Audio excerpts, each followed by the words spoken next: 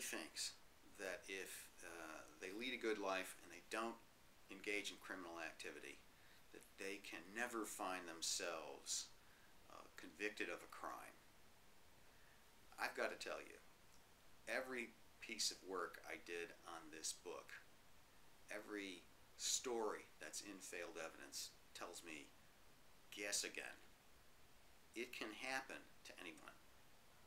You don't have to be part of the criminal element to get sucked down into a drain of injustice. So here are 5 things to remember to avoid that happening to you should you find yourself confronted by the police investigating a crime.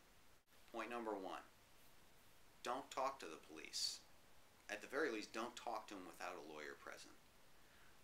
You will seem uncooperative, you're worried. You will seem like you have something to hide, you think. Well, that's okay. Don't talk. Number 2, remember that when the police are questioning you, they're not trying to find out what happened. They think they know what happened. They're trying to figure out how to pin it on somebody. Now, I don't impugn their motives. This is their job. Their job is to close cases by arresting people. And if it has to be you, it has to be you. Point number 3.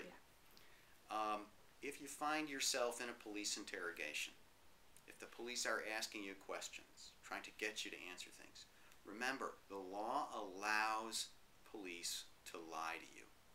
It's considered fair game. You're not going to hear the facts as they exist necessarily. You're going to hear what they think will motivate you to talk. Point number 4. Imagine that scene that you've all seen in movies and TV with the people standing in a lineup. That lineup, called a simultaneous lineup, produces mistakes. What happens is that the witness viewing that lineup asks him or herself, which person looks most like the guy who robbed me? Not, who did I see that night? It's a flawed process, and so that kind of thing can be dangerous to you. Now, if you have to stand in a lineup, you have to stand there, but I'd advise you to call a lawyer.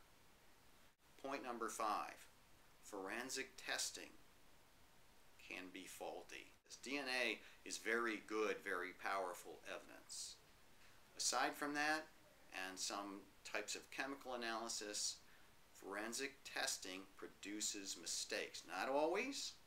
It can do good things, it can even do great things, but it is not scientifically based.